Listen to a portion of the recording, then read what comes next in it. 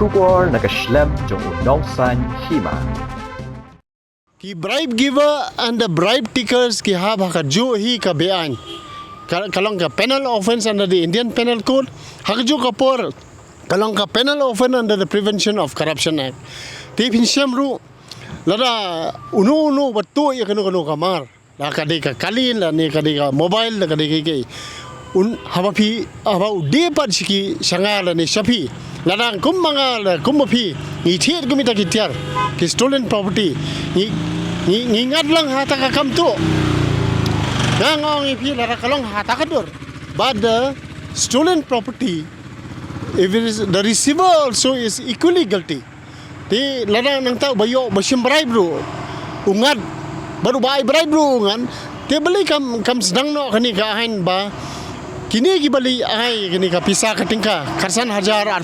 silak 8 lakh ngasko di ban te la kami ki di ban pangada ki Indian Penal Code di ban pangada ki ha ka Prevention of Corruption Act namar ba hanga hi ngasko ba kani ro ka illegal gratification what ka ain jong ka Representation of People's Act 1951 kamlong clear hakani ka subject what ka Supreme Court ru how 8,000 khatlai ha ka case ka bami nang tay na po Tamil Nadu kam simla ban lay kong ba kadi ka beyond the purview of the court ban interfere kum gini jai case ndai nga so ba kamlong kumta kala dei ka por ba la ngi lab ba kinu ki ba ai Pisa ba ki ba Shim Pisa ila ban file ka FIR persiang man file ka FIR nga so ba kani kadi ka illegal gratification ini ban tela kami kini kinong airu ba kinong Shim ru Skawai ruba kaba ngikwa ba pin kranshai sikipat ba kadai ba wat kitu ki Shim Pisaru kingat aga an na kran biang sa sisin haba unong ai bribe margani kadi ka bribe ru de bangat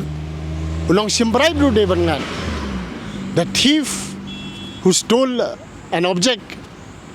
is also a criminal so also the receiver of the stolen property is a criminal te kumi ki officer nga haba ki Shim ka bribe tang si 1,000 karu kilangat ha ka Prevention of Corruption Act balikan dan dakawai ka an yakini ki MLA but kini ki banyale MLA ba balikan dan dakawai ka an dei ban tela kam yakini dei ban ai be da ka jingsteng ka ba dei ban ai lat